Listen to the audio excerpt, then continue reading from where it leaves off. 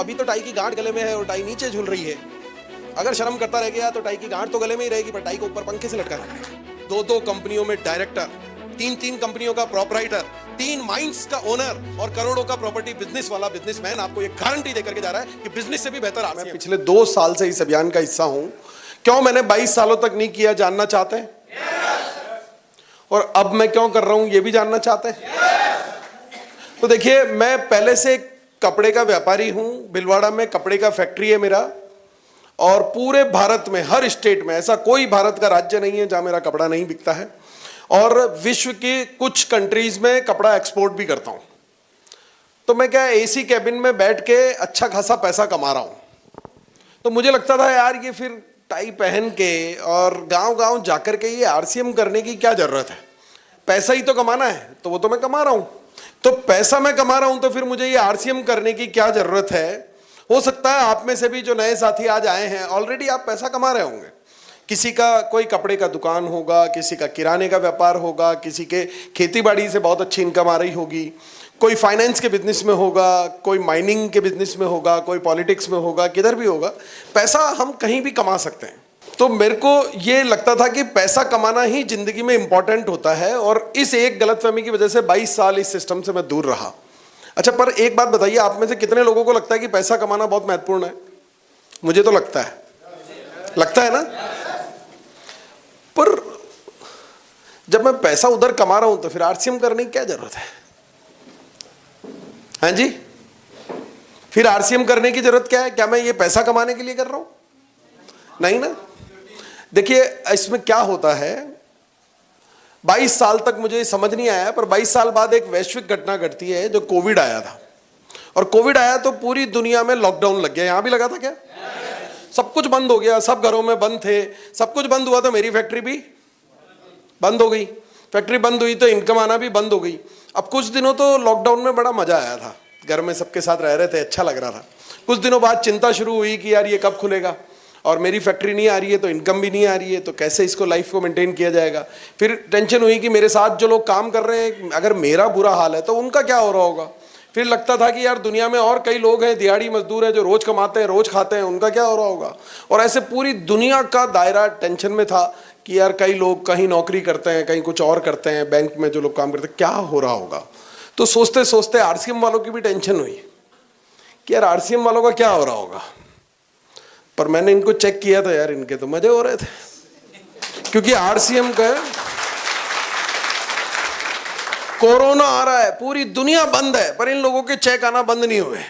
उल्टा कोरोना के दौरान इनको डबल फायदा हुआ, काम करना बंद, फील्ड में जाना बंद, और घर में बैठे मजे से पूरे परिवार के साथ मजे ले रहे हैं, सुबह शाम पकवान खा रहे हैं, और चेक पहले से ज्यादा आ रहे हैं। तो पहली बार जिंदगी में मुझे ये लगा कि यार ये इस सिस्टम में कुछ तो बहुत बड़ी पावर है, जिसको मैंने नहीं समझने की गलती अब तक की है। तो ये मेरे को लगा कि इस सिस्टम में कोई बहुत बड़ी पावर है, जिसको मैंने अब तक समझा ही नहीं, गलती की है। तो पहली बार इसको समझना शुरू किया। नहीं तो मैं भी आपकी तरह ऐसे मीटिंगों में जाता था, और ऐसी छोटी मोटी मीटिंगों में नहीं जाता था, मैं सिर्फ एनिवर्सरी में जाता था। और उस जमाने में जो एनिवर्सरी होती थी ना, तो रेवाड़ी में एक एनिवर्सरी हुई थी जिसमें 1.5 लाख लोग आए थे। और दिल्ली में जो हर साल एनिवर्सरी होती है, लगभग 25-30 हजार लोग आते हैं, और पहली लाइन में जाके बैठ जाता हूं, क्योंकि परिवार का हिस्सा हूं, तो बहुत अच्छा लगता है। पर इतनी एनिवर्सरियों में गया, पर मैं बिजनेस को समझता नहीं था। वहां मजा इसलिए आता था कि मेरे परिवार का काम है और बहुत शानदार चल रहा है, और मजा इसलिए भी आता था कि बैकग्राउंड में गाना बहुत जोरदार चलाते थे ये लोग। ये चलाते थे वहां पे कि छाबड़ा जी तूने कमाल कर दिया, और मैं भी छाबड़ा हूं तो अच्छा लगता था, मेरे को मजा आता था। तो ये मैं सुनता था, पर समझने का कोशिश मैंने पहली बार तब की। अच्छा, पहली बार में भी मैंने इसको शुरू तक करना शुरू नहीं किया, 3 साल लगा इसको समझने में कि ये मुझे करना चाहिए कि नहीं करना चाहिए, क्योंकि मैं पहले से कुछ अच्छा कर रहा हूं। जो व्यक्ति पहले से घोड़े की सवारी कर रहा होता है ना, उसकी इच्छा होती है कि अब मैं हाथी की सवारी करूं।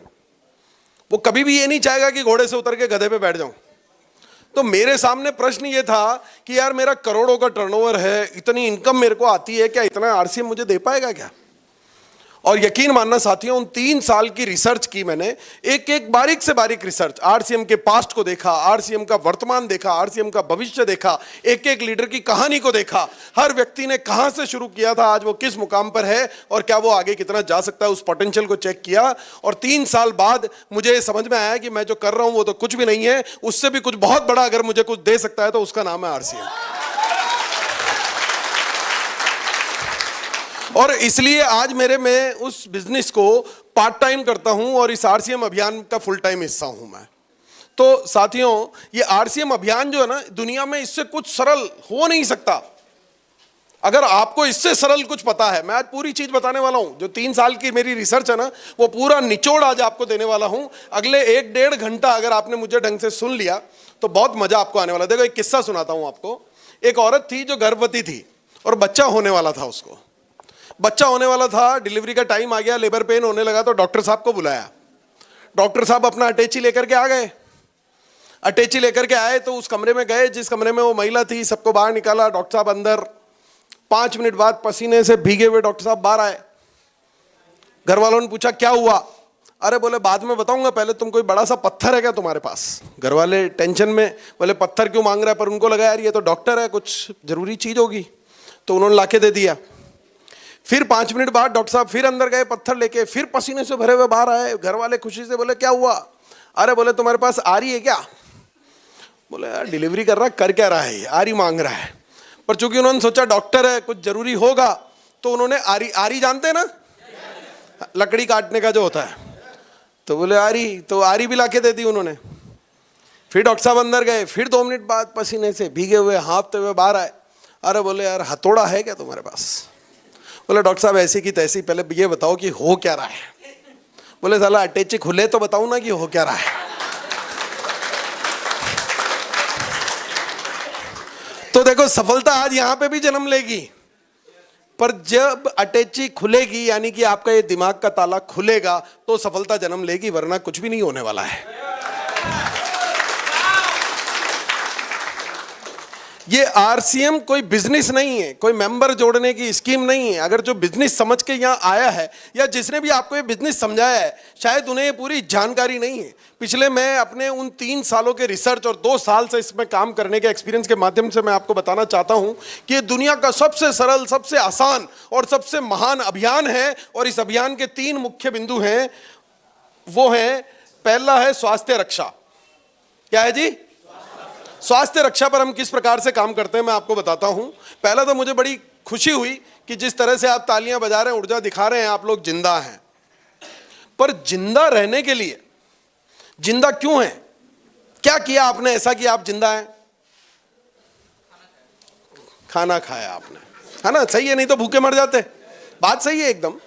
सर के लिए तालियां बजा दो यार। अच्छा, जिंदा हो, करते क्या हो आप लोग रोजाना अपनी जिंदगी से चेक करो। आगे भी जिंदा रहना चाहते हो तो करना क्या पड़ेगा उसको भी चेक करो। क्या आप रोज नहाते हो? यानी कि आप नहाते भी हैं, फिर खाना भी खाते हैं, फिर कपड़े भी पहनते हैं। ये तो करना ही है ना। अगले 30-40 साल 50 साल और जिंदा रहेंगे तो ये तो करना ही पड़ेगा ना।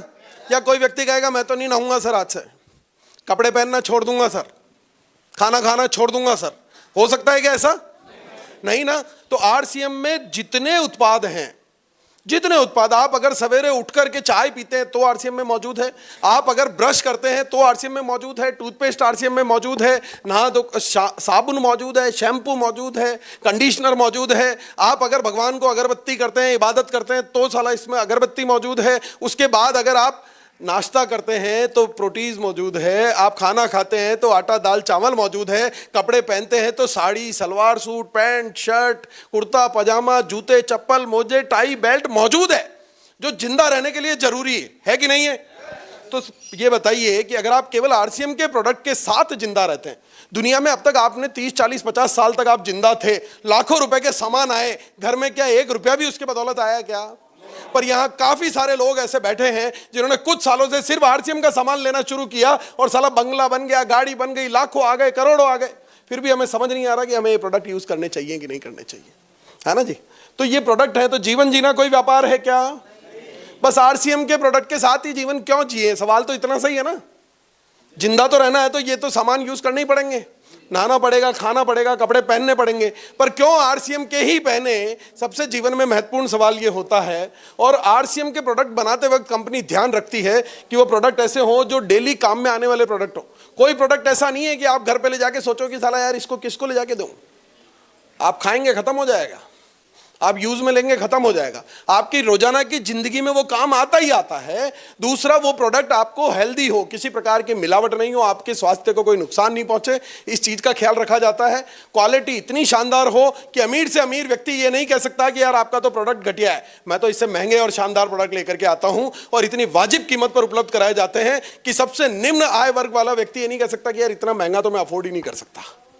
इन सारी चीजों का ध्यान रखा जाता है। मैं अब आप लोगों को ये बताता हूं कि आपने दुनिया में कई लोग ऐसे देखे होंगे, कई व्यक्ति, कई महिलाएं, कई पुरुष आपने ऐसे देखे होंगे जिन्होंने जिंदगी में पान नहीं खाया, गुटखा नहीं खाया, शराब नहीं पी, तंबाकू नहीं खाया, बीड़ी सिगरेट कुछ भी यूज नहीं किया, कोई नशा नहीं, कोई व्यसन नहीं, फिर भी उनकी मृत्यु हो जाती है कैंसर से, हार्ट अटैक आ जाता है, लीवर फेल हो जाता है। और ये लीवर फेल वाला जो है ना, एक शराबी मेरा दोस्त मैंने मिला, जो मैंने कहा शराब मत पिया कर लीवर फेल हो जाएगा।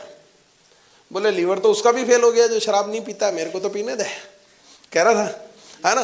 पर लीवर फेल क्यों हो जाता है? जब हमने कोई नशा ही नहीं किया, कोई व्यसन नहीं किया, कोई चीज हमने की नहीं, तो ऐसा क्यों हो जाता है? क्योंकि बाजार में जो सामान मिलते हैं, इस हॉल में कोई ऐसा व्यक्ति है जिसने पार्ले जी का बिस्कुट नहीं खाया हो? सबने खाया है। अच्छा, एक पार्ले जी के बारे में एक बात आपको बताना चाहता हूं, उदाहरण के तौर पर मैं आपको बता रहा हूं। एक महीने में पार्ले जी कंपनी 1 लाख बिस्कुट के पैकेट बनाती है और बाजार में पार्ले जी के 10 लाख पैकेट बिकते हैं। तो ये 9 लाख कहां से आ रहे हैं जी? नकली। कहां से आ रहे हैं?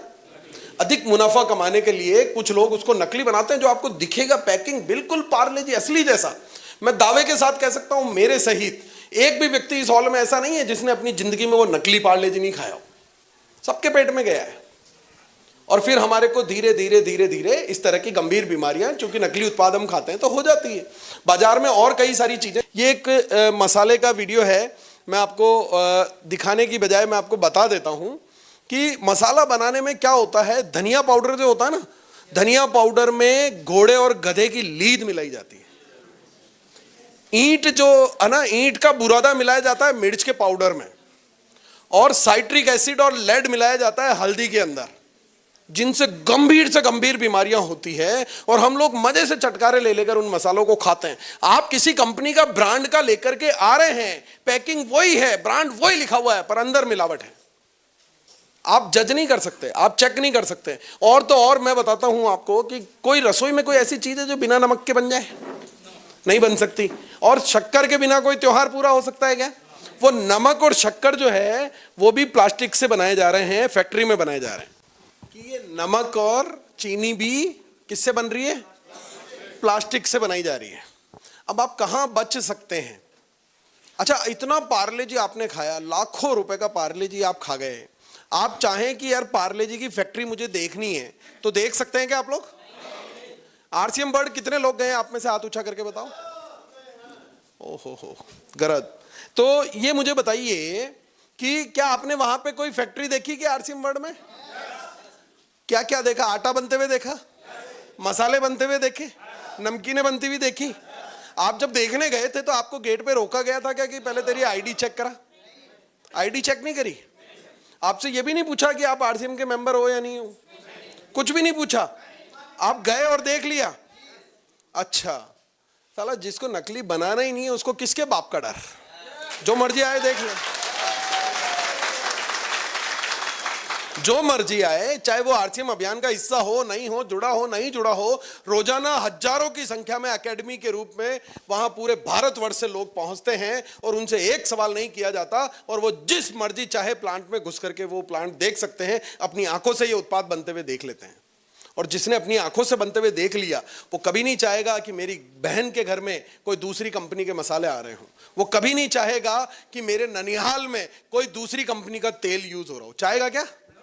और जब वो चाहता है, अपने ननिहाल में कहता है कि यार तेल खाना है तो आरसीएम का ही खाना, मैं आपके हाथ जोड़ता हूं। अपनी बहन को कहता है कि मसाले आटे तो तू आज से आरसीएम के ही खाएगी, मैं तेरे हाथ जोड़ता हूं। तो क्या वो कोई व्यापार कर रहा है क्या? नहीं ना। आप जो ये आरसीएम के उत्पाद, जो फैक्ट्रियां आपने भिलवाड़ा में देखी होंगी, ये उत्पाद अगर आप किसी के घर में पहुंचाते हैं ना, तो आप पैसे कमाने का जरिया नहीं है, बल्कि आप उसके पूरे परिवार को heart attack, liver failure, kidney failure, cancer जैसी गंभीर बीमारियों से बचाने का काम करते हैं। यानी कि अगर आप आरसीएम के उत्पाद इस दुनिया तक पहुंचा रहे हैं तो आप दुआएं कमाने का काम करते हैं।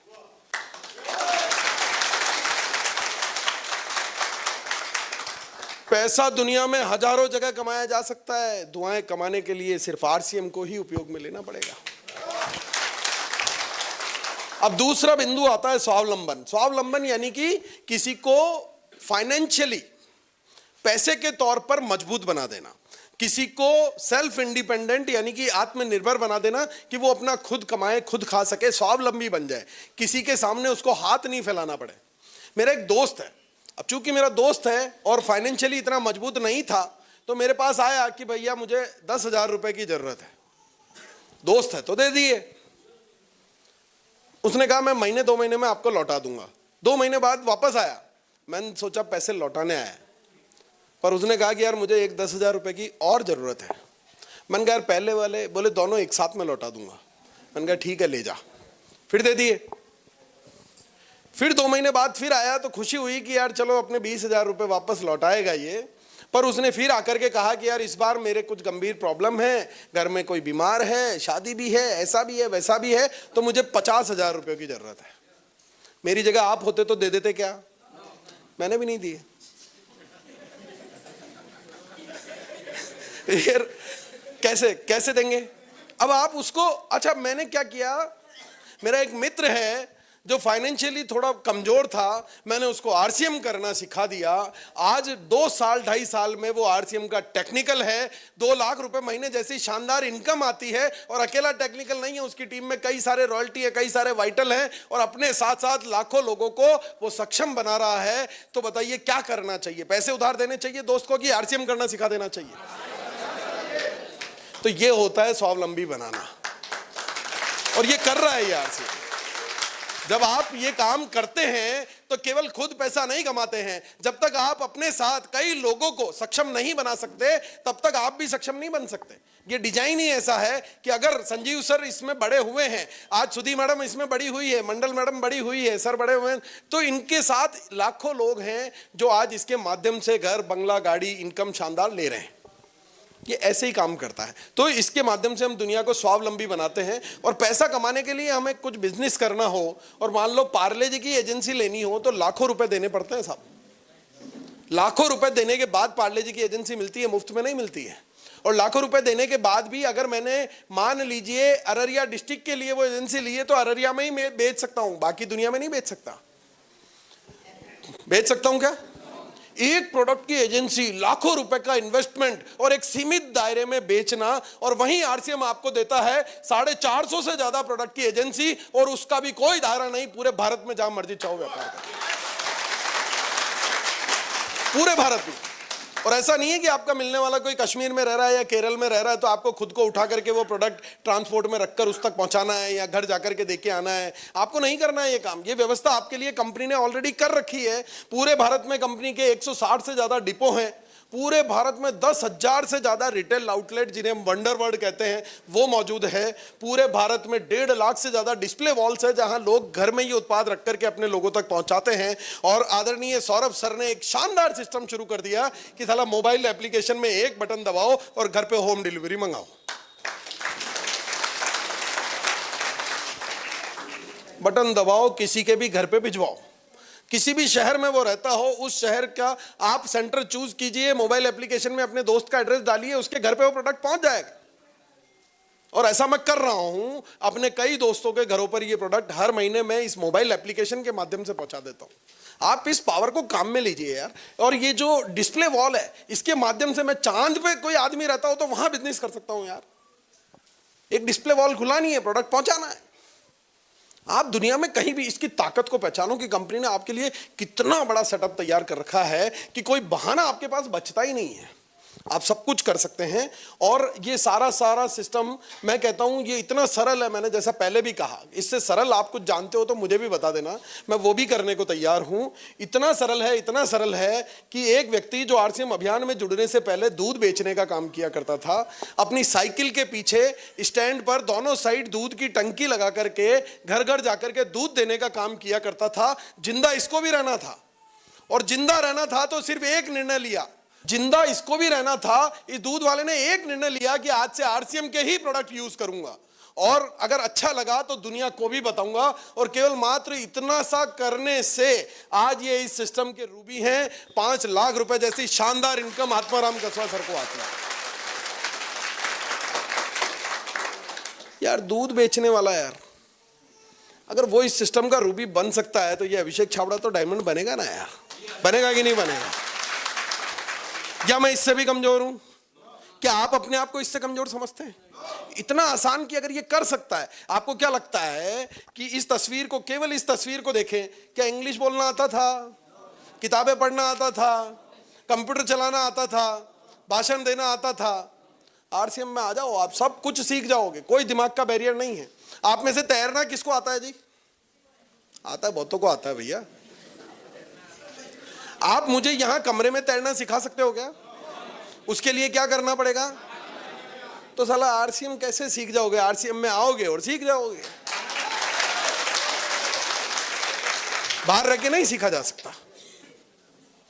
अच्छा बताइए, नौकरी अच्छी होती है कि बिजनेस? बिजनेस अच्छा होता है। मैं 2 कंपनियों में डायरेक्टर, 3 कंपनियों का प्रोपराइटर, 3 माइंस का ओनर और करोड़ों का प्रॉपर्टी बिजनेस वाला बिजनेसमैन आपको यह गारंटी देकर के जा रहा है कि बिजनेस से भी बेहतर आरसीएम है। जानना चाहते हैं कैसे? जानना चाहते हैं?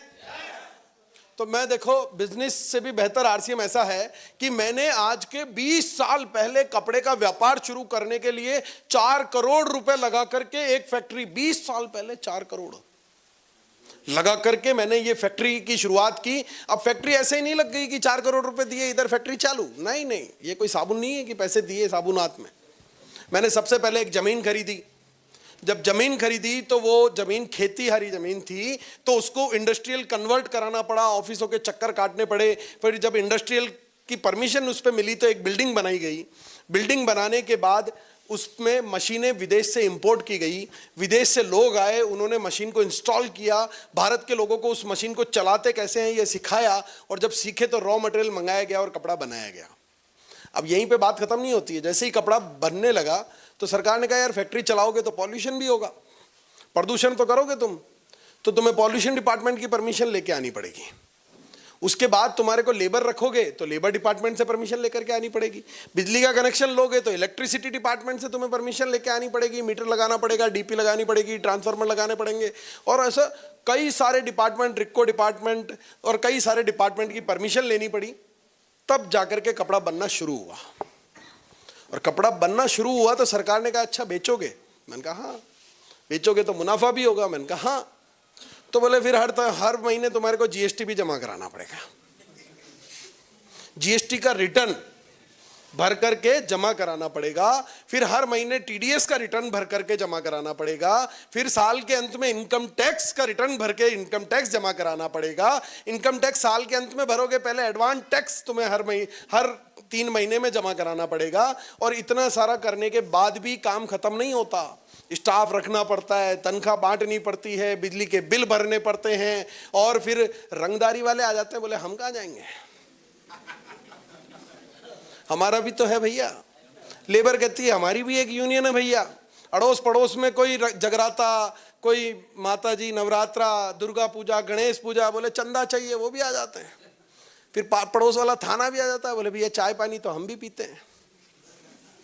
साला इतना ताम झाम झमेला करने के बाद कपड़ा बनता है, फिर उसको उधार बेचते हैं, फिर उधार को मांगने के लिए जब वापस जाते हैं तो कई तरह के ताने सुनते हैं, ट्रांसपोर्टेशन होता है, सब कुछ होता है। इतना झमेला करने के बाद जितनी इनकम मैं कमाता हूं ना,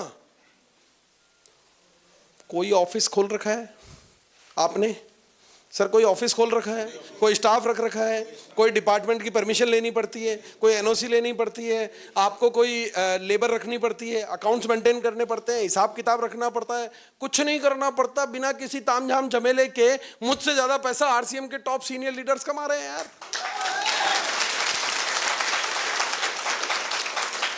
तो अभी देखो फैक्ट्री चल रही है, आप बता दो मुझे क्या करना चाहिए अपना बिजनेस की आरसीएम? आप कह रहे हो इसलिए अब मैं आरसीएम ढंग से और करूंगा, है ना? आप कह रहे हो इसलिए। और ऐसा नहीं है, आरसीएम में एक और दिक्कत होती है कि यार मुझे एक ही चीज खटकती रही उन 3 सालों में कि आरसीएम के लोग कहते हैं हम कर रहे हैं नए भारत का निर्माण। क्या कहते हैं बाबूजी? नए भारत का निर्माण। मैंने कहा यार ये कैसे करोगे तुम लोग? मेरे जैसे बड़े बड़े इंडस्ट्रियलिस्ट जो लाखों करोड़ों का टैक्स भरते हैं, उनके टैक्स के पैसों से रोड बनता है, स्ट्रीट लाइट लगती है, कॉलेज खुलते हैं, स्कूल खुलते हैं, हॉस्पिटल बनते हैं, बांध बनते हैं, आपके घरों तक लाइटें पहुंचती है, पानी पहुंचता है। हमारे टैक्स के पैसों से होता है यार भारत का निर्माण। आरसीएम अकेला कैसे कर रहा है भारत का निर्माण?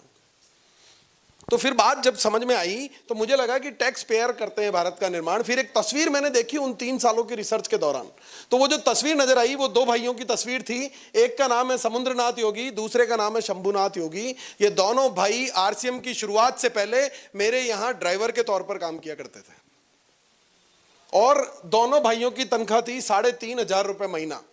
एक भाई आज भी ड्राइवर है, आज भी सौरभ सर की गाड़ी वही चलाता है, फाटक खोल के सर को बिठाता है, अटैची उठा के डिग्गी में जमाता है और जब सर अंदर ऑफिस में बैठे होते हैं तो कपड़ा लेके गाड़ी चमकाता है। 20,000 रुपए उसकी तनख्वाह बढ़ते बढ़ते कितनी हो गई? 20,000 रुपए महीना। और वहीं ये दूसरा भाई जिसने निर्णय लिया कि मुझे तो अब आरसीएम अभियान का हिस्सा बनना है, आरसीएम के प्रोडक्ट खाना शुरू किया, लोगों को बताना शुरू किया। इसकी 1 महीने की इनकम है 2.5 लाख रुपए महीना।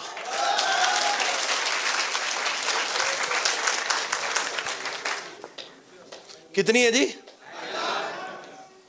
सोचो यार, ड्राइवर ही रह जाता तो 20,000 तो मिलता, फिर हमारे सामने कभी बैठने की हिम्मत नहीं करता। पर आज ये समुद्रनाथ योगी टीसी सर के साथ बैठ करके चाय पीने की हिम्मत रखता है। पैसे के साथ साथ ये सम्मान आरसीएम आपको दिलाता है। और केवल इतना ही नहीं, अब बताओ मुझे कि कौन करता है नए भारत का निर्माण? आरसीएम की मेरे जैसे टैक्स पेयर। कैसे करता है आरसीएम? मैं आपको बताता हूं कि कुछ टैक्स पेयर्स के टैक्स चुकाने से भारत का निर्माण नहीं होगा, बल्कि आरसीएम जैसी शक्ति के साथ मिलकर के भारत के प्रत्येक नागरिक को इनकम टैक्स चुकाने वाला जब हम बना देंगे तो इस नए भारत का निर्माण होगा।